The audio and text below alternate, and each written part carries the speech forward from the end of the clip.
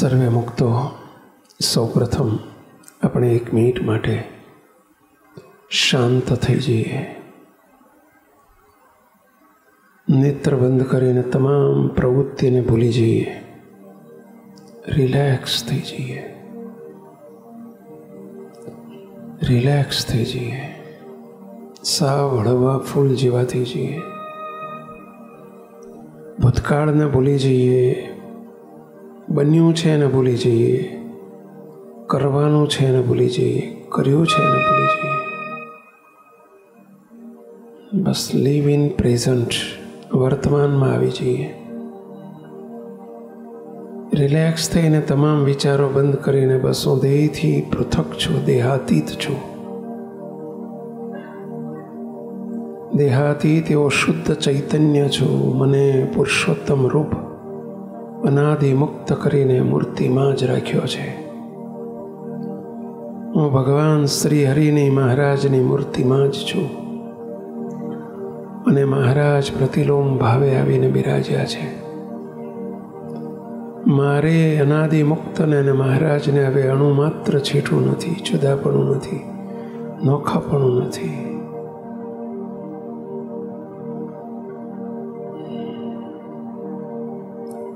નિતાંતપણે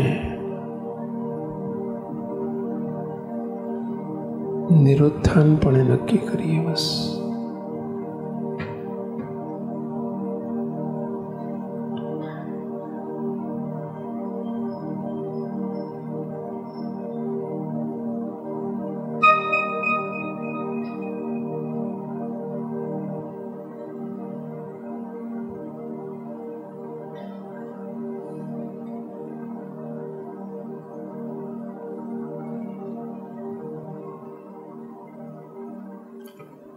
સહજાનંદ સ્વામી મહારાજની જય.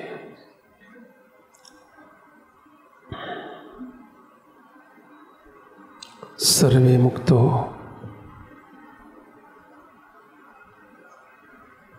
$2024 વર્ષ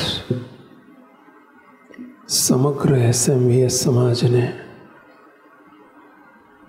એક ગોલ સાથે આપવામાં આવ્યો છે.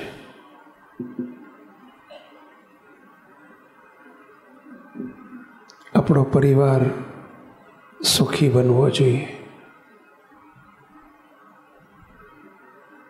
જેને ટાઇટલ આપ્યું છે હેપી ફેમિલી, સુખી પરિવાર. ઘણાને એમ થશે કે મારો પરિવાર સુખી જ છે. અમે સુખી છીએ. સારી આવક છે, મકાન છે, ઘરનું ઘર છે, ભગવાને ગાડી આપી છે, સરસ ધંધા છે, નોકરી છે.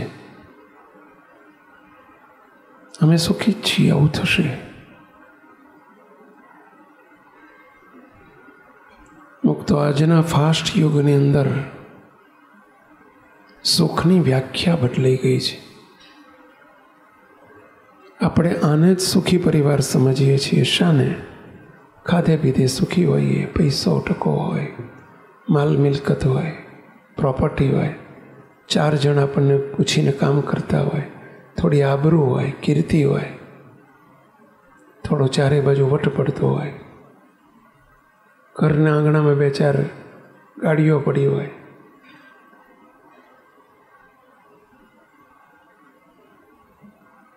મુક્ત સુખી પરિવારનું લક્ષણ નથી. કંઈક પરિવારો અમે જોયા છે કે કરોડોની સંપત્તિ હોય પણ બહુ દુઃખી હોય. મુક્તો આપ સૌને મારે એ કહેવું છે કે હેપી ફેમિલી એટલે શું? તમને બધાને એક પ્રશ્ન, 4-5 પ્રશ્નો પૂછું છું. એનો જવાબ તમારે જ તમને પોતાને પ્રશ્ન પૂછજો અને તમને પોતાને જવાબ આપજો.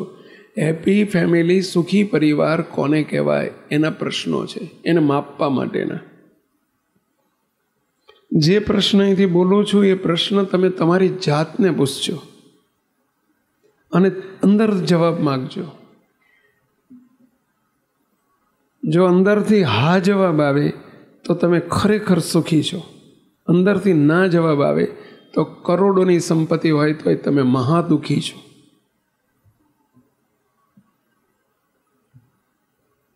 ખરેખર હેપી ફેમિલીની વ્યાખ્યા શું હોય? ભલે બંગલો ને ગાડીઓ 25 ગાડી પડી હોય તો એ શું, મોટો આલિશાન બંગલો હોય તો એ શું? પહેલો પ્રશ્ન મારે જવાબ નથી જોતો, તમે જ તમને જવાબ આપજો. તમે તાર આમ ને આમ કરવાની જરૂર નથી, તમે પોતે જ જવાબ આપજો. અને આ વાત જે આજે થાય છે એ વાતને તમારા સ્વજીવન સાથે, તમારા સ્વ ફેમિલી સાથે, તમારા પોતાના પરિવાર સાથે સરખાવજો. અને જે કંઈ ઉપાય બતાવવામાં આવે હેપી ફેમિલી માટેના, જો તમે પહેલાં જ એટલે તમને માપદંડ આપી દઉં છું કે તમે કેટલા 50% સુખી પરિવાર છે, 25% છે, 75% છે, 100% છે, 100% દુઃખી છે, આ પ્રશ્નો ઉપરથી તમે માપી શકશો. અને એ પ્રમાણે જે આજે સુખી પરિવાર થવા માટેની ચાવી આપવામાં આવે એ ચાવીનો ઉપયોગ કરજો એવી તમને બધાને વિનંતી કરું છું. અને આ ચાવીનો ઉપયોગ જો કરશો તો જરૂર તમારા પરિવારમાં પરિવર્તન આવશે, જરૂર આવશે, અમને કોન્ફિડન્સ છે. અને આ વર્ષમાં બોલો લગભગ મારી જોડે 50થી 100 ફેમિલી તો આવી ગયા છે કે જેમણે આવું કરવાથી પોતે પરિવાર સુખી બન્યા હોય એવા પરિવારોના જવાબો મારી પાસે આવ્યા છે. ને એ જોઈને હું રાજી થઉં છું કે અમારી મહેનત, અમારો દાખલો લેખે લાગ્યો કહેવાય. અહીં પણ આશા રાખું છું, પણ એ તો જ થશે કે તમે આ વાત તમારી ઉપર લેશે તો માત્ર જાણવા માટે નથી, સાંભળવા માટે નથી, બીજાના પ્રસંગો જાણવા માટે નથી, આપણા સ્વ પરિવાર તરફ નજર કરજો.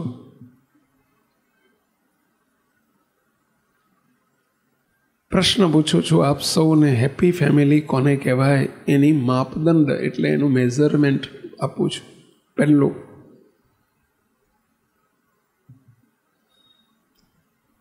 નોકરી ધંધા ઉપરથી સાંજે ઘેર આવવામાં આનંદ થાય છે કે ક્યાં ઘેર જવાનું થયું એવું થાય છે? નોકરી ધંધા ઉપરથી ફરી પૂછું છું, સાંજે ઘેર આવવામાં તમે ખુશ થાઓ છો કે અંદરથી એમ થાય કે ક્યાં ઘેર જવાનું આવ્યું, ના જવાય, હજુ ના જવાય તો સારું, કે જવામાં આનંદ થાય છે? તમને જ પ્રશ્ન પૂછજો. જો આનંદ થતો હોય ઘેર જવામાં તો તમારો પરિવાર સુખી છે, દુઃખ થતું હોય તો દુઃખી છો.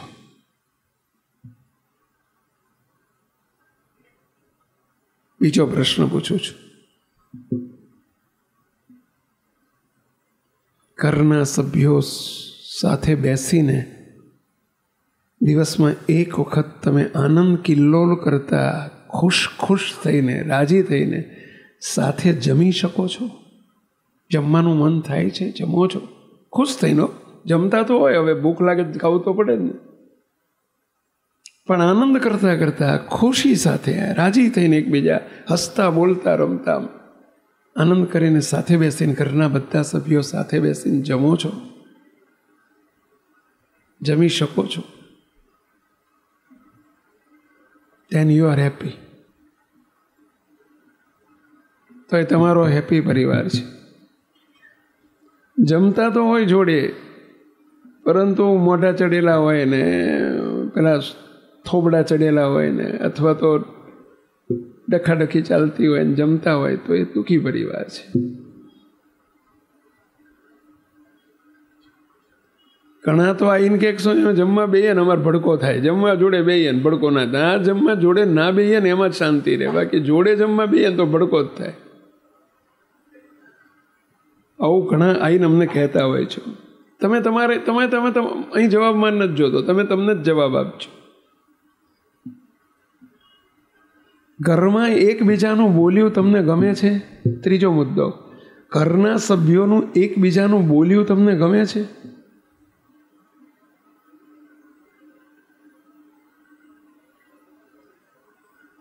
તો તમારો સુખી પરિવાર છે.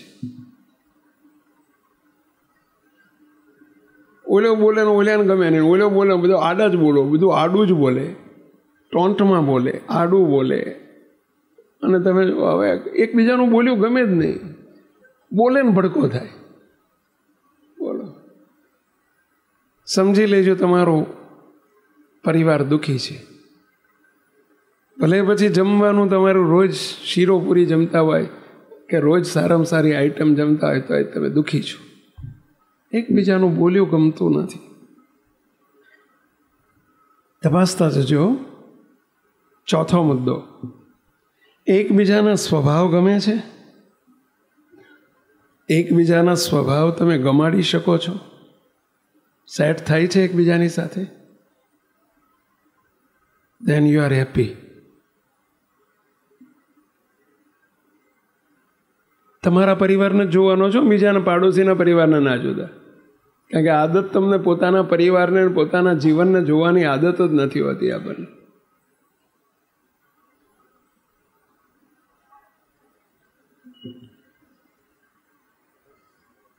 તમારો પોતાનો પરિવાર જોજો કે એકબીજાના સ્વભાવ સેટ થાય છે. ચોથો મુદ્દો આવ્યો. પાંચમો મુદ્દો, એકબીજાના સુખ દુઃખમાં ભાગીદાર થઈ શકો છો? ઘરના સભ્યોના એકબીજાના સુખ દુઃખમાં ભાગીદાર થઈ શકો છો? સુખે સુખી સામે બીજી વ્યક્તિ દુઃખી હોય તો તમે દુઃખી થઈ જતા હોય, સુખી થાય તો તમે સુખી થાઓ, એમને એકબીજાના સુખ દુઃખમાં ભાગીદાર થઈ શકો છો? then you are happy. છઠ્ઠો મુદ્દો, એકબીજાને સમજી શકો છો? એકબીજાના પ્રશ્નો, એકબીજાની મૂંઝવણ, એકબીજાને સમજી શકો છો તમે? ઓલા કે તમે મને નથી સમજતા, ઓલા કે તમે મને નથી સમજતા. આવું જ ચાલતું હોય મોટે ભાગે, આક્ષેપો જ ચાલતા હોય. એ મને સમજનારું કોઈ ઘરમાં છે જ નહીં. આપણે કરી કરીને તૂટીને મરી જઈએ તો કોઈ આપણને કોઈ સમજે જ નહીં. આવું જ ચાલતું હોય. એકબીજાને સમજી શકો છો?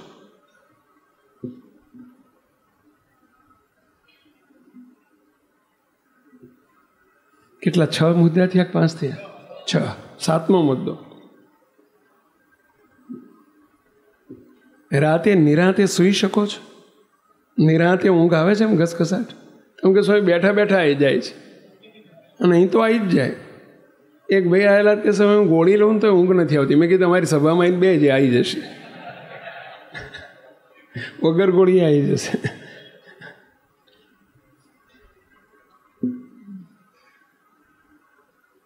નિરાંતે આમ રિલેક્સ થઈને ઊંઘી શકો છો? કે પડખા ફરી ફરીને માંડ ઊંઘ લાવવી પડે છે? ટેન્શન, ચિંતા, હોળી ઘરમાં ચાલતી હોય, ક્યાંથી ઊંઘ આવે? નિરાંતે ઊંઘી શકો છો?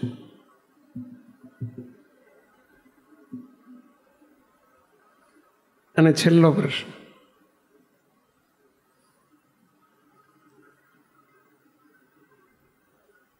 તમારા મા બાપ તમને ગમે છે? એમની સેવા ગમે છે?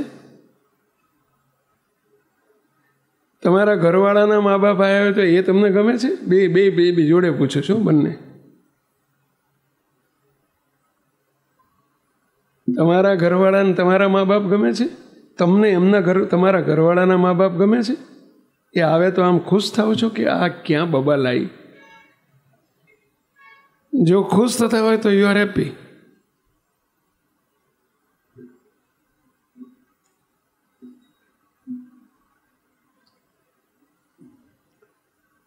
અને છેલ્લો પ્રશ્ન,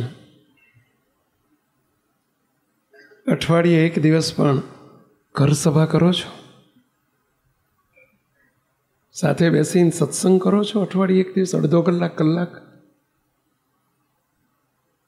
then you are happy.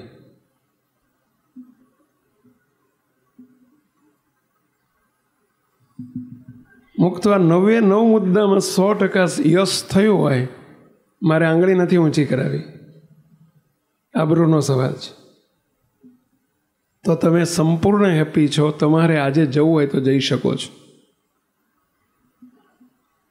જોજો હમણાં ઊભા થઈને ઘણા હાલવા માંડશે. તમે હેપી જ છો,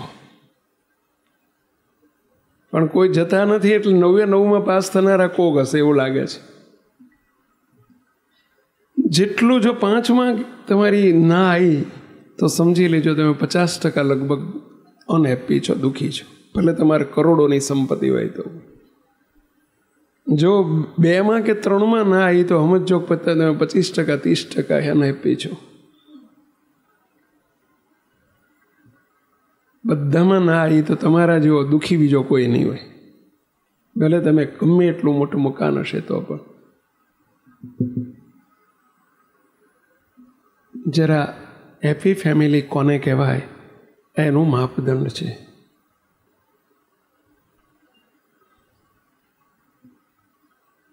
માપી લીધું, બધાએ માપી લીધું. હું પૂછીશ નહીં હું તો 25%, 30%, 35%, 50%. તમારે માપી લીધું?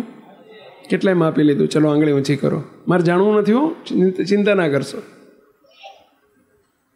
તમને ખબર પડે ને, ધેટ ઇઝ ઇનફ. તમને તમારા પરિવારની આટલા માપદંડ એટલે આપ્યા ચેક કરવા માટેના. ચેકલિસ્ટ છે, એટલું જ ઇનફ છે. બીજાને જણાવવાની જરૂર નથી. તમે તમને જાણો. Know your self. તમારા જીવનને જાણો અને ખોટી ભ્રાંતિમાંથી બહાર નીકળી જાઓ.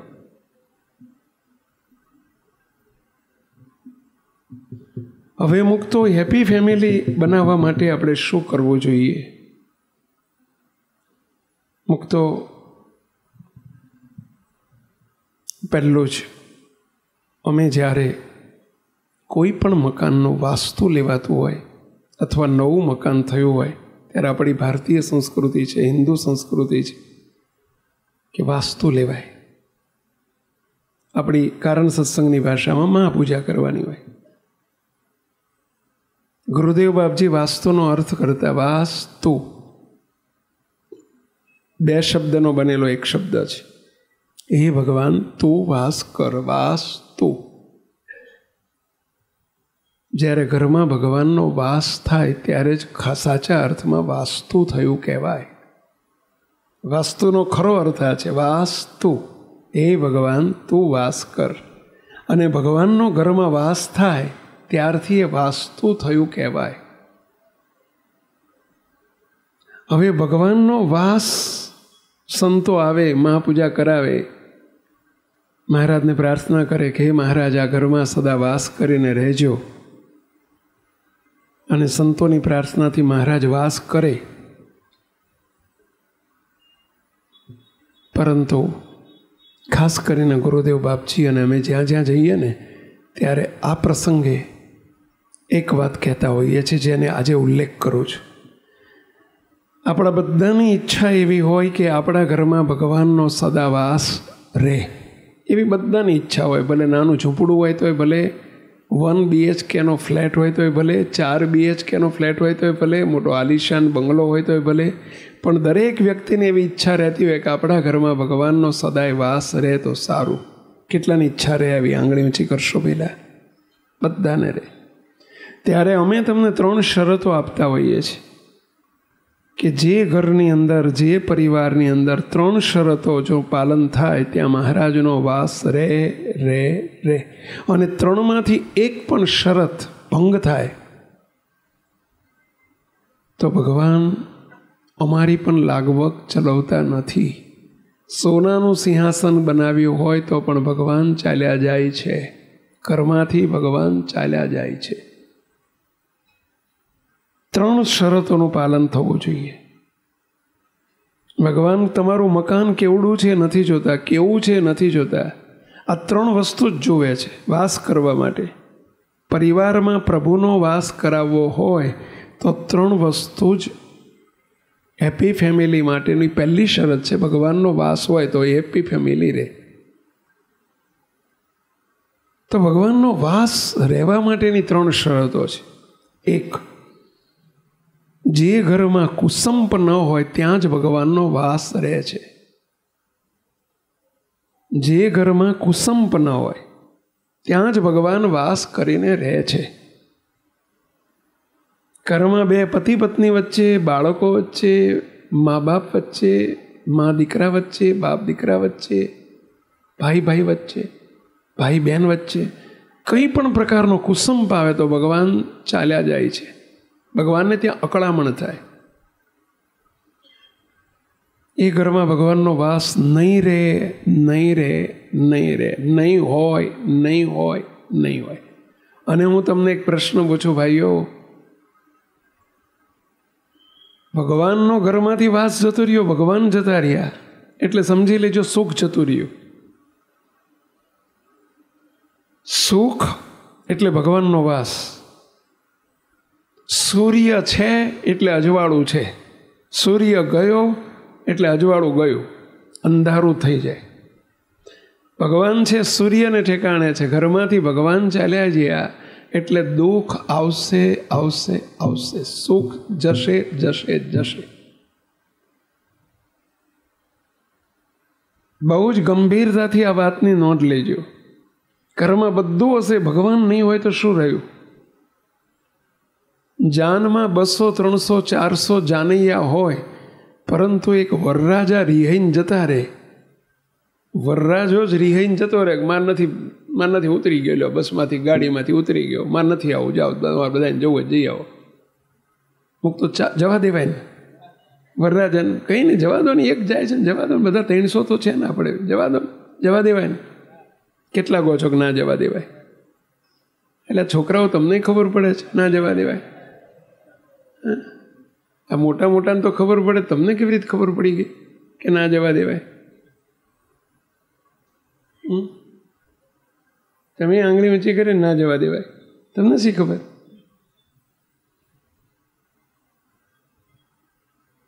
કારણ કે જાનની કિંમત જ વરરાજાને લઈને છે એટલી તો ખબર છે. જેને લઈને જાન છે એ જ ઉતરી ગયો, ગમે એમ કરીને એને સમજાઈ પટાઈને બેહાડવો પડે. નહીં તો જાન લઈને કરવાનું શું? કોણ ત્યાં કોણ બાપો પેથો ભી પાણી પાય? ગળ્યું પાણી નહીં, મોડું કોણ પાય? પેલા શું સન્માન થાય? કોઈ સ્વાગત, કોનું સ્વાગત કરે? કો એને લઈને જાન છે. એમ આપણા સંસારના વ્યવહારના વરરાજા છે આ ભગવાન. અને ભગવાન ઘરમાંથી ચાલ્યા ગયા. એકડાની પાછળ જેટલા મીંડા હોય ને બધી કિંમત મોટી થઈ જાય, પણ એકડો જ ધીમે રહીને કાઢી નાખ્યો તો મીંડાની 100 મીંડા હોય તો એ શું કરવાના કહો? 5 મીંડા હોય તો એ મીંડું, ને 10 મીંડા હોય તો એ મીંડું, ને 100 મીંડા હોય તો એ મીંડું. સાચું? એમ ભગવાન આપણો એકડો છે, ભગવાન આપણા વરરાજા છે, ભગવાન આપણો સૂર્ય છે, ભગવાન આપણું સુખ છે. એ ઘરમાંથી ચાલ્યા જાય, શું રહ્યું? સુખ ગયું.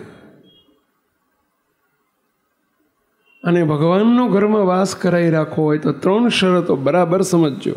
1, જે પરિવારમાં કુસંપ થાય, કુસંપ હોય, આત્મીયતા ના હોય, સંપ ના હોય તો ભગવાન ચાલ્યા જાય.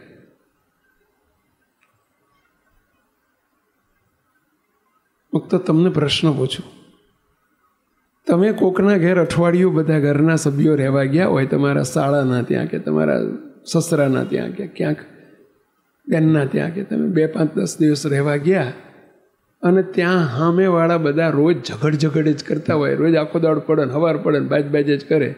તમે બોલો અઠવાડિયા માટે ગયા હોય તો તમને એવો વિચાર આવે કે નહીં 10 દિવસ રહે, એવો વિચાર આવે કે 2-3 દાડા નીકળી જવાનો વિચાર આવે? કેટલા એવું માનો છો કે જલ્દી ઘેર જતા રહે એવો વિચાર આવે?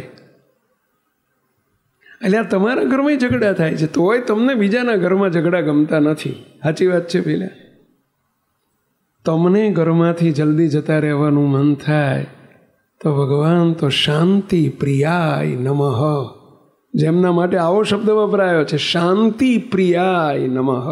જેને શાંતિ બહુ પ્રિય છે એવા મહારાજ, એને ઘરમાં રહેવાનું મન થાય કે જતા રહેવાનું મન થાય? કહો જો. અને જતા રહેવાનું મન ના થાય, જતા રહે. સ્વાભાવિક છે. પહેલા 2 હાથ જોડીને વિનંતી કરું છું, ઘરમાં કોઈ દિવસ કુસંપ ના સર્જવા દેશો. બાપાની વાતોમાં એક બહુ સરસ વાત કરી છે, ધ્યાનથી સાંભળજો. પહેલા બાપાશ્રીએ મૂર્તિનું દાન કરનારા, જેમ અમે અપાયા છે મૂર્તિનું દાન, અમારે આ વિષય લેવો પડે છે. બાપાશ્રીએ પણ આ વિષય ઉપર કેટલું ફોકસ કર્યું છે. અમે તો આવ્યા મૂર્તિ દેવા, જેને જોઈએ તે આવજો લેવા. એ બાપાશ્રીની વાતનો ઉલ્લેખ કરું છું, ધ્યાનથી સાંભળજો. વાર્તા છે બીજા ભાગની 95મી વાત, 95 પાર્ટ 2. શું કહે છે બાપા? આપણે પોતાની સરસાઈ કરવા સારું કોઈની સાથે બગાડવું નહીં. પોતાની સરસાઈ કરવા એટલે સમજ્યા? વટ પાડવા માટે, આપણું સ્ટેટસ જાળવી રાખવા માટે, આપણું મમત્વ, અહમ મમત્વનું પોષણ કરવા માટે કોઈની સાથે બગાડવું નહીં. કોઈ પણ પ્રકારનો ક્લેશ થાય એવું ન કરવું. ક્લેશ એટલે સમજ્યા ને પહેલા? એકબીજાની સાથે અણબનાવ થાય એવું ન કરવું. સર્વે સાથે હળી મળીને રહેવું. કેમ કે ક્લેશ કરવાથી ભગવાન ભજવામાં વિઘ્ન થાય છે. ગુજરાતીમાં એક કહેવત છે, ભૂખે ભગવાન ન ભજાય. ભૂખ લાગી હોય ને ભગવાન ભજવાનું કે ના ભજાય. કેવી રીતે? મહી પેટલાદમાં આગ લાગી હોય અને ક્યાંથી ભગવાન ભજાય કહો? એમ કુસંપ હોય ને ત્યાં ભગવાન ભજવામાં વિઘ્ન આવે. ધ્યાન ભજન કરવા બેસો તો ઘરમાં ઝઘડો થયો હોય ને પછી માળા કરવા બેહો, બોલો કે ધ્યાન કરવા બેહો, શું થાય? પહેલાં ધ્યાન થાય. કાં જે ક્લેશ કરવાથી ભગવાન ભજવામાં વિઘ્ન થાય છે, માટે કોઈ સાથે વિરોધ કરવો નહીં. અને પોતાનું માન ખંડન થતું હોય કે પોતાની વાત જતી હોય તો ભલે જાય, જવા દેવી, છોડી દેવી. તેનું આપણે સત્સંગીને કાંઈ નહીં, સત્સંગીને કાંઈ કામ નહીં. માટે કોઈનો ઘસારો ખમીને પણ સંપ રાખવો અને નમીને સર્વેથી ચાલવું. સર્વેની સાથે નમીને ચાલવું, ઘસાઈ જવું, નમી જવું, પણ કુસંપ ના થવા દેશો, એવું મહારાજ કહે છે, બાપાશ્રી કહે છે. બાપાશ્રીની બીજા ભાગની 95મી વાત છે. બોલો, મોટા પુરુષોએ પણ અવરભાવમાં કેવી રીતે જીવાય એવું શીખવાડ્યું છે. ઘરમાં કોઈ પ્રકારનો કુસંપ ન થવા દેશો. પહેલાં જ્યાં કુસંપ હોય ત્યાં મહારાજ ન રહે. હમણાં અમે વડોદરા ગયેલા, અને વડોદરામાં વાઘોડિયા ખાતે અમારી સભા હતી. એક નાનકડા બાળકે મને આવડો નાનકડો પત્ર આપ્યો છે. જરા વાંચું છું. એને નામ પોતાના નામ સાથે લખ્યું છે, પરંતુ નામ નહીં બોલું. રાજી રહેજો દયાળુ. હું ખાલી જગ્યા હું એક નાનકડો 3જા ધોરણમાં ભણનારો એક આપનો બાળક છું. મારે એક પ્રાર્થના કરવી છે. એક બાળકનો પત્ર છે. 3જા ધોરણમાં ભણનારો બાળક, એટલે 8 વર્ષનો હશે લગભગ, બરાબર છે? 3જા ધોરણમાં ભણતો હોય એટલે 8 વર્ષનો બાળક હશે. મહારાજ, મારા પપ્પા અને મારા મમ્મી બંને 1 વર્ષથી અલગ રહે છે. એની આપવીતી જણાવી છે. મારા પપ્પા અને મારા મમ્મી બંને 1 વર્ષથી અલગ રહે છે. હું પપ્પા સાથે રહું છું. મમ્મી અલગ રહે છે, નોકરી કરે છે. પપ્પા પણ નોકરીએ જાય છે. મારા મમ્મીને મારા પપ્પાથી છૂટાછેડા જોઈએ છે. જો આજની આ સમાજ વ્યવસ્થાની આજની પરિસ્થિતિ આવી છું,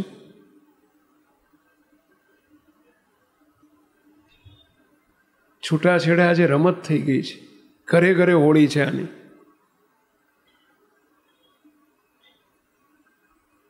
મમ્મી પણ નોકરી કરે છે, પપ્પા પણ નોકરીએ જાય છે. મારા મમ્મીને મારા પપ્પાથી છૂટાછેડા જોઈએ છે. મમ્મી કોઈ પણ હિસાબે પપ્પા સાથે રહેવા માટે તૈયાર નથી. ઘરના સમજાવવા છતાં પણ મમ્મી ના જ પાડે છે. મમ્મી પપ્પા જો અલગ થાય તો એમાં સ્વામી મારો શું વાંક? એક નાનું બાળક કેવો પ્રશ્ન પૂછે છે, બોલો. એની મૂંઝવણ રજૂ કરે છે.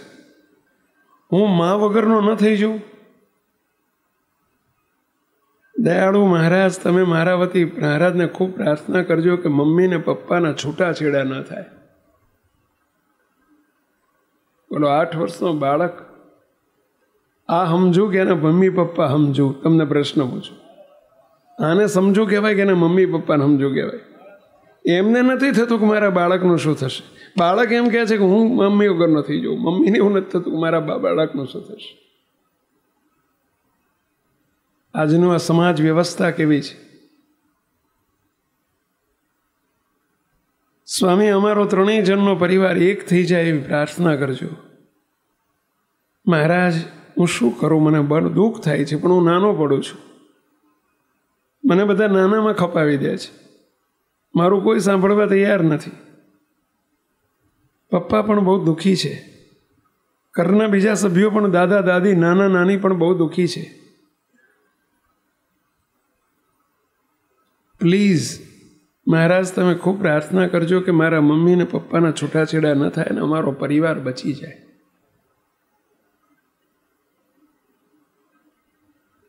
તો આ એક પરિવારની આપવીતી નથી, ઘણા પરિવારોની આપવીતી છે.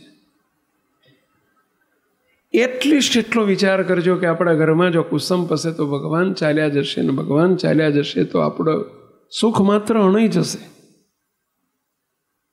એમેલા દુઃખના દિવસો શરૂ થઈ જશે. જે સહન કરવું પડે કરો, પરંતુ કુસુમપના થવા દેશો પરિવારમાં. તો બીજું ભગવાનને વાસ કરાવી રાખવાનો બીજો ઉપાય છે. 3 કીધું, 3 શરતો છે. એક કુસંપ, બીજો કુસંગ. પરિવારમાં કુસંગ જો પેસશે ને તો ભગવાન ચાલ્યા જશે. કુસંગ કોને કહેવાય? મોટામાં મોટો કુસંગ તમને નથી મનાય એવી વાત છે, નહીં મનાય, પણ મોટામાં મોટો કુસંગ આજનો મોબાઈલ. મોટામાં મોટો કુસંગ. કેટલા વાત સાથે એગ્રી છો? કુસંગ માત્રનો મૂળ આજનો મોબાઈલ. અને એમાંય આ સોશિયલ મીડિયા, ફેસબુક, વોટ્સઅપ, જે મને બહુ નામ નથી આવડતા એના પરિણામે એમાં આ કોરોના ગાળ ગયો પછી માઝા મુકાઈ ગઈ છે. તો હમણાં જ મારી ઉપર એક પત્ર આવ્યો છે, 2-4 મહિના પહેલાની વાત છે. તો એક 23 વર્ષનો આપણો ઘરનો યુવાન પત્ર લખે છે કે સ્વામી, અમારા 10 વર્ષમાં, છેલ્લા 10 વર્ષમાં અમારા પરિવારમાં દુઃખ ઉપર દુઃખ, તકલીફો ઉપર તકલીફો, મુશ્કેલીઓ ઉપર મુશ્કેલીઓ આવી રહી છે. સ્વામી, 10 વર્ષ પહેલાં અમારા કરોડો રૂપિયા વ્યાજે ફરતા હતા. આજે હું કરોડો રૂપિયાનું વ્યાજ ભરીએ છીએ અમે. સ્વામી, અમે પાયમાલ થઈ રહ્યા છીએ. સ્વામી, અમારી ફેક્ટરી કેટલી ધમધોકાર ચાલતી હતી. ફેક્ટરીમાં 250 માણસો કામ કરતા હતા. આજે 40 માણસ કામ કરે છે. સ્વામી, અમારો ધંધો ઠપ થવા માંડ્યો છે. માથે ભયંકર દેવું થઈ રહ્યું છે. અમારું મકાન પણ અમારે છોડી દેવું પડશે એવો દેખાઈ રહ્યું છે. સ્વામી, અમારી નિષ્ઠા પાકી છે. અમારા ઘરમાં નિયમ પાકા છે. સ્વામી, અમે બજારનું પાણી પણ કોઈ પીતા નથી. ઘરમાં અમે 3 જ સભ્યો છીએ, પપ્પા, મમ્મી ને હું 3 જ છીએ. સ્વામી, મારા લગ્ન બાકી છે. આ 23 વર્ષનો યુવાન પત્ર લખે છે. સ્વામી, મારી 3 બહેનો છે. મારાથી 3 મોટી છે. 3ના લગ્ન થઈ ગયેલા છે. 3 સાસરે છે. સ્વામી, મારી મમ્મી રાત દિવસ ભગવાનને પ્રાર્થના કરે છે અને ખૂબ ભક્તિ કરે છે કે અમને કેમ આવું થયું, અમારા પરિવારમાં આવા દુઃખના દિવસો કેમ આવ્યા. સ્વામી, ગઈકાલે રાત્રે મને આનો જવાબ મળી ગયો કે આવા દુઃખના દિવસો કેમ આવ્યા. સ્વામી, ગઈકાલે રાત્રે મારા પપ્પાને તાવ આવ્યો હતો અને સૂતા હતા. હું એમને પગની સેવા, ચરણ સેવા કરતાં કરતાં પપ્પા સૂઈ ગયા એટલે હું બાજુમાં સૂતો હતો. એમનો મોબાઈલ મારા હાથમાં આવી ગયો અને મેં આમ કરતાં કરતાં સ્વામી, મારી આંખો પોળી થઈ ગઈ. પપ્પાની ઉંમર અત્યારે 63 વર્ષની છે. સ્વામી, 63 વર્ષના મારા પપ્પાને કેટલી છોકરીઓ સાથે કેટલા આડા સંબંધો. સ્વામી ચેટિંગ જોયું મેં, ને એમનું કેટલી સ્ત્રીઓ સાથેના સંબંધો મેં અંદર બધું એમનું ચેટિંગ વાંચ્યું. સ્વામી કેટલા ગંદા ફોટા જોયા.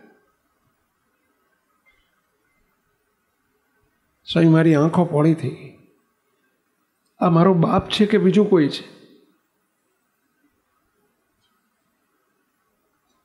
સ્વામી જોતા જોતા મારા ધ્યાનમાં આવ્યું કે મારા પપ્પાએ આ સ્ત્રીઓને ખાતામાં, અમારા ખાતામાંથી, બેંક ખાતામાંથી પૈસા ટ્રાન્સફર કર્યા હોય વારંવાર. 10,000, 15,000, 25,000 ખાતામાં ટ્રાન્સફર થાય.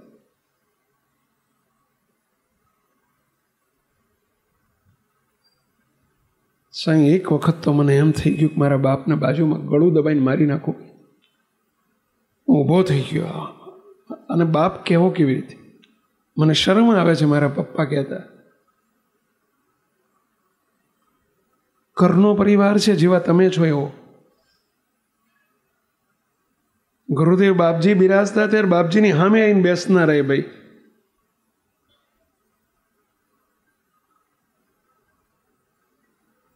જો આ મોબાઈલનો પ્રતાપ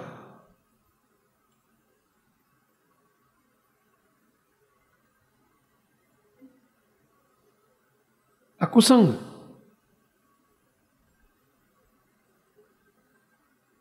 અને એમાં ભગવાનનો બહુ મોટો કુરાજીપો થાય. અને એટલે ભગવાન હાથ લઈ લે, રાજીપો ચાલ્યો જાય. ભગવાન ઘરમાંથી ચાલ્યા ગયા છે. એણે લખ્યું છે કે સ્વામી, હવે મને ખબર પડે છે કે અમે આટલા 10 વર્ષમાં કેમ અમારો વ્યવહાર આટલો બધો ખાડે જતો રહ્યો.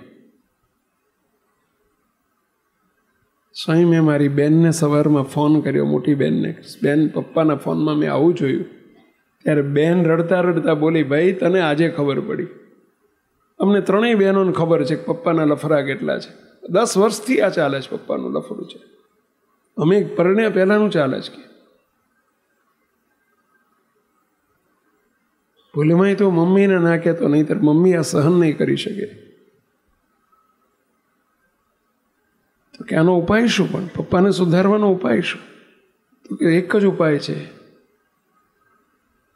તો સ્વામીશ્રીને વાત કરને, એ સમજાઈને મનાવે, કડક થાય કે સમજાવે કોઈ પણ રીતે, બાકી કોઈ ઉપાય નથી.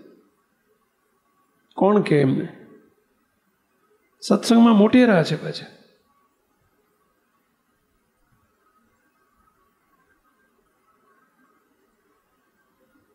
તો કુસંગ ભયંકર છે. આ ફક્ત એક વ્યક્તિ માટે નથી. તો અહીં બેઠેલા અહીં 6 એવા પાત્રો, માફ કરજો, અમે જોઈને કહીએ છીએ. આ સભામાં પણ એવા પાત્રો છે. 2 છોકરાના બાપ હોય તો તે આડી લાઈન ઉપર હોય, 2 છોકરાની માયો હોય તો પણ આડી લાઈન ઉપર હોય. What do you mean?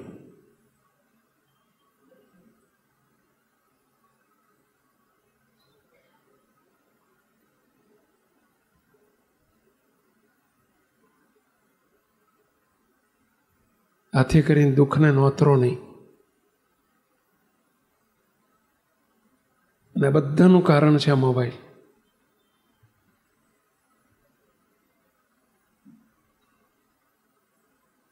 આ કુસંગ જ્યાં લાગશે, અને આ ભયંકર કુસંગ છે. જુવાન દીકરા દીકરીઓમાં તો આ બધી હોય છે, પરંતુ 63 વર્ષનો બુઢો જ કહેવાય ને પહેલાં.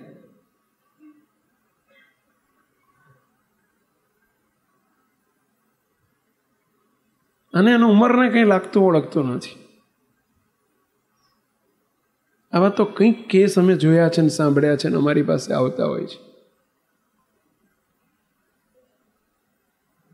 કંઈક તો પોતાના પરિવારની ચિંતા કરો.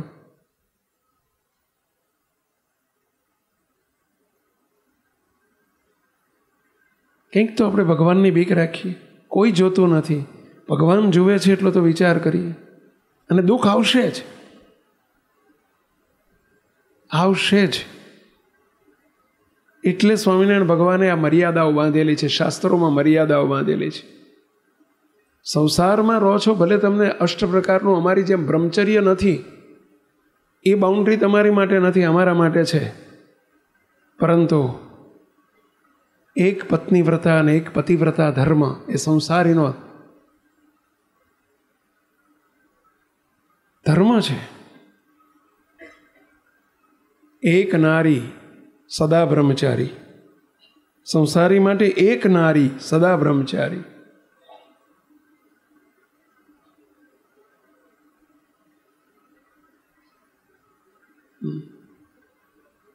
જેમ પુરુષ માટે એક નારી જોઈએ સંસારમાં રહેનાર માટે, અને નારી માટે, સ્ત્રી માટે એક નર, એક જ પુરુષ જોઈએ.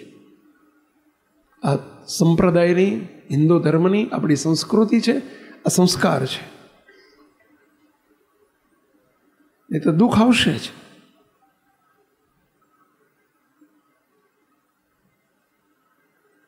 નથી અત્યારે ઘણાને તમને એમ લાગે ઘણા રંગરેલિયા કરતા હોય છે અને બધા તો સુખી હોય છે, કોઈને ખબર નથી પડતી.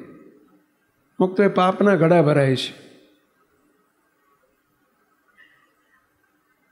ભગવાનને ઘેર દેર છે, અંધેર નથી. પાછા વળજો.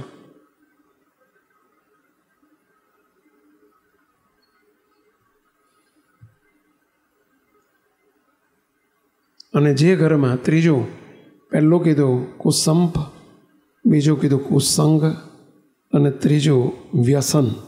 જે ઘરમાં વ્યસન હોય ત્યાં ભગવાનનો વાસ રહેતો નથી. ભગવાન ચાલ્યા જાય. કોઈ પણ પ્રકારનું વ્યસન. આ કારણ સત્સંગ માટે તો ચા કોફી પણ વ્યસન છે. માવા, મસાલા, ગુટકા, બીડી, તમાકુ આજની ફેશન છે. આલ્કોહોલ, પૈસાદારોમાં તો એની ફેશન હોય છે. બોલો, સ્ટેટસ કહેવાય. તો ભગવાનનો વાસ નહીં રહે. એકડો ગયો, જાનમાંથી વરરાજા ઉતરી ગયા. મુક્તો આનાથી બચતા રહેજો. આજે આપણે બીજી વિશેષ 2 પોઈન્ટ ઉપર વાત નથી કરવી, કુસંગ અને વ્યસન ઉપર. કુસંપ આપણા પરિવારમાં ન થાય, ધ્યાન રાખજો. અને કુસંપ થવાનું મોટામાં મોટા 2-3 કારણો છે. એ ઉપાય રૂપે તમને કહું છું કે મુક્તો પહેલું, જો આપણે હેપી ફેમિલી બનાવવું હોય તો 3 ચાવી બતાવું છે. હું તમને 3 ચાવી છે. એક પહેલી ચાવી એક્સેપ્ટન્સ. ઇંગ્લિશમાં કહેવાય એક્સેપ્ટન્સ, ગુજરાતીમાં કહેવાય સ્વીકૃતિ. મળેલી ઘરમાં ભગવાને આપેલી એકબીજાને મળેલી વ્યક્તિઓ, મળેલા સંજોગ, મળેલી કોઈ પરિસ્થિતિ, આ બધાને સહર્ષ સ્વીકારી લો. એ સ્વીકારી લેવાથી સુખી રહેવાશે, હેપી રહેવાશે. જે ભગવાને સંજોગ આપ્યા છે સ્વીકારી લો, જે પરિસ્થિતિ આપી છે સ્વીકારી લો, જે ગાડી આપી છે સ્વીકારી લો, જે મા બાપ આપ્યા છે સ્વીકારી લો, જે બાળકો આપ્યા છે સ્વીકારી લો, સહર સ્વીકારી લો. આજ મારા માટે સોનું છે, સમજીને સ્વીકારી લો. એક નાનકડી વિડીયો ક્લિપ આપણે બધાએ જરા જોવી છે, 5 મિનિટની 4 મિનિટની ક્લિપ છે. એમાંથી કંઈક મેસેજ લેવાનો છે, સંદેશો લેવાનો છે.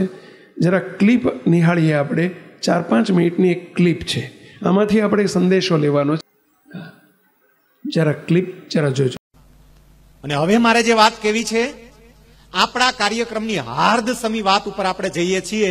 જરા કાન સરવા કરીને આ વાતને સાંભળજો. રાજકોટની એક સત્ય ઘટના હું આપની સમક્ષ મૂકવા જઈ રહ્યો છું. સત્ય ઘટના, વાર્તા નહીં, વાસ્તવિકતા. રાજકોટની અંદર એક પરિવારમાં એક બાળકનો જન્મ થયો. કોઈ પણ પરિવારમાં જ્યારે બાળકનો જન્મ થાય, નવું સભ્ય પરિવારમાં આવે તો એ આનંદનો વિષય છે. પરિવારના બધા સભ્યો આનંદમાં હોય, પરિવારના સભ્યોને ખુશી હોય. પણ આ પરિવારમાં નવા બાળકનું આગમન એ આનંદ કરતા પણ દુઃખનો વિષય વધારે હતો. બાળકનું આગમન ને છતાંય દુઃખ. કેમ? કારણ કે જે બાળક જન્મ્યું હતું, ભગવાને એ બાળકને અનેક રીતે અપૂર્ણ રાખ્યું હતું. એક રીતે નહીં, અનેક રીતે. જે બાળક જન્મ્યું એ બાળકને ભગવાને આંખો નહોતી આપી, એ બાળકને હોઠ નહોતા, એ બાળકને તાળવું નહોતું, એ બાળકને નાક નહોતું, એ બાળકનું ડાબું અને જમણું બંને મગજ પ્રોપરલી વર્ક કરવા જોઈએ એ રીતે વર્ક નહોતા કરતા, કામ નહોતા કરતા. પરિવારના સભ્યો મૂંઝાયા કે આ છોકરાનું શું કરશું. નિષ્ણાંત ડોક્ટરોની સલાહ લીધી અને ડોક્ટરોએ એવું કહ્યું, ડોક્ટરોની ટીમે એવું કહ્યું, રાધર એક કરતા વધારે ડોક્ટરોએ સાથે મળીને એવું કહ્યું કે આ બાળક એ કુદરતનો અપૂર્ણ નમૂનો છે અને જો આ બાળક એ કદાચ મોટું થશે તો પરિવાર માટે પણ આફત બનશે અને પોતે પણ સારી રીતે જીવી નહીં શકે. એક કામ કરો, અમારી બધાની તો એવી સલાહ છે કે આ બાળકને ઇન્જેક્શન આપી અને શાંત કરી દઈએ, ભગવાનની પાસે મોકલી દઈએ. બાળક પણ છૂટે અને તમે પણ છૂટો. અને એ વખતે આ છોકરાના દાદા આ ડોક્ટરને જે જવાબ આપે છે, ડોક્ટરોને આ છોકરાના દાદાએ કહ્યું કે સાહેબ એવી વાત બિલકુલ નહીં કરતા. સાહેબ, ભગવાન આખા બ્રહ્માંડનું સંચાલન કરે છે. કયા જીવને કોની ઘરે મોકલવો એ ભગવાને નક્કી કર્યું હોય સાહેબ. અને ભગવાને આ એના અપૂર્ણ પીસને મારી ઘરે મોકલ્યું હોય તો એની પાછળ પણ ભગવાનનો કંઈક ઈરાદો હશે.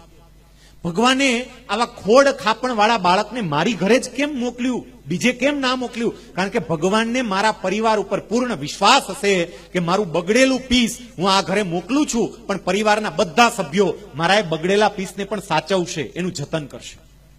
તો દાદાનો જવાબ સાંભળ્યો તમે? ભગવાનને ખબર છે કે મારું બગડેલું પીસ હું આ પરિવારમાં આપીશ તો પરિવાર એનો સહર સ્વીકાર કરશે ને એને સાચવશે. કેટલી સ્વીકૃતિ કરી. જરા એક વખત દાદાને તાળીથી વધાવીએ.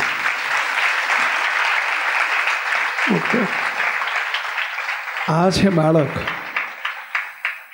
અને એ બાળકને ઘણા ઓપરેશનો કરાવીને બાળકને રાષ્ટ્રપતિ એવોર્ડ અપાયો છે આ દાદાએ.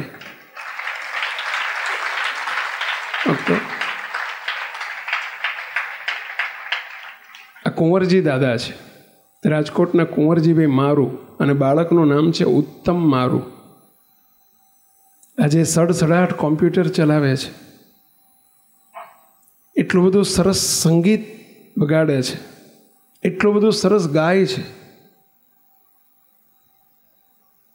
14 ઓપરેશન કરાયા છે અને એમાંથી સફળતા મેળવીને આજે રાષ્ટ્રપતિ એવોર્ડ પામ્યો છે બાળક.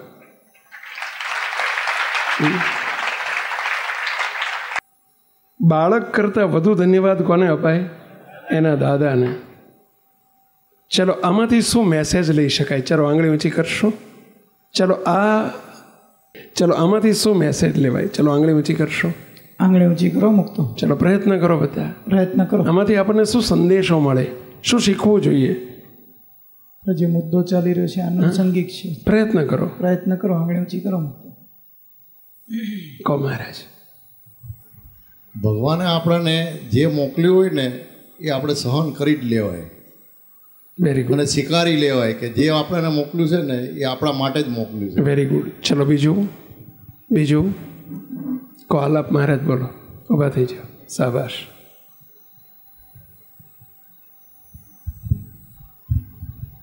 મહારાજે એમની કસોટી કરી પણ એ કસોટીમાં પાસ થયા કે ક્યારે એમને એવું ના કીધું કે ના ભાઈ મારે નથી છોકરાને પૈસામાં. Very good. મોટા 2 મેસેજ પહેલાં તો લેવા જોઈએ.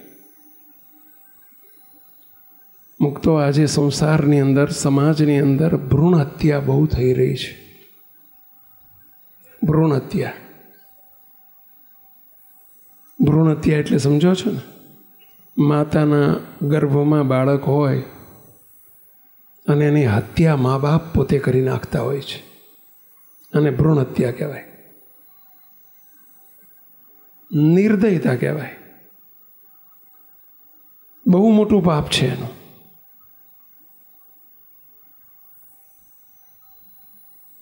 બધા યુવાનોને, વડીલોએ આવી ભૂલો કરી હોય ભૂતકાળમાં તો ધિક્કાર કહેવાય. અને યુવાનોને પણ 2 હાથ જોડી વિનંતી કરું છું, ક્યારેય આવું ભ્રૂણ હત્યાનું પાપ ન લેશો.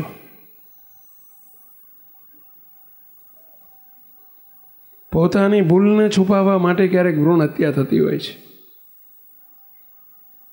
ક્યારેક ખબર પડે કે બાળક અવિકસિત છે તો પણ ભ્રૂણ હત્યા થઈ જતી હોય છે. ક્યારેય ભૂલ ના કરશો, વિચારીને સ્ટેપ ભરો. પરંતુ આપણી ભૂલોનો ભાર પછી સહન કરવાની તૈયારી નથી અને બાળકને શિક્ષા કરવાની. કોઈને જીવાડવાનો અધિકાર છે, મારવાનો અધિકાર આપણી પાસે નથી. બહુ પાપ લાગે. ભલા થઈને બધાને અમારો આદેશ છે, આજ્ઞા છે, વિનંતી છે, ક્યારેય ભ્રૂણ હત્યાનું પાપ ના લેશો. બીજું, ભગવાન જે બાળક આપણા ઘેરમાં મોકલે, જેવું મોકલે, દીકરો હોય કે દીકરી હોય, ભલે અર્ધ વિકસિત હોય કે પછી અવિકસિત હોય, સ્વીકાર કરી લો. જેમાં કુંવરજી દાદાએ કહ્યું કે સાહેબ એવી વાત જ ના કરશો. મારા ઘેર જે પ્રસાદી આવશે એ ભગવાનની આપેલી પ્રસાદી છે એમ સમજીને અમે સ્વીકાર કરી લઈશું. અને ઘણા પરિવારોમાં સ્વીકાર કરીને મા બાપ રાજી થઈને આખી જિંદગી સેવા કરતા હોય છે. કરજો, સ્વીકાર કરી લેજો. જરા શીખજો આ પ્રસંગ ઉપરથી. આ વિડીયો જો આપને પસંદ આવ્યો હોય તો તેને લાઈક કરો અને શેર કરો.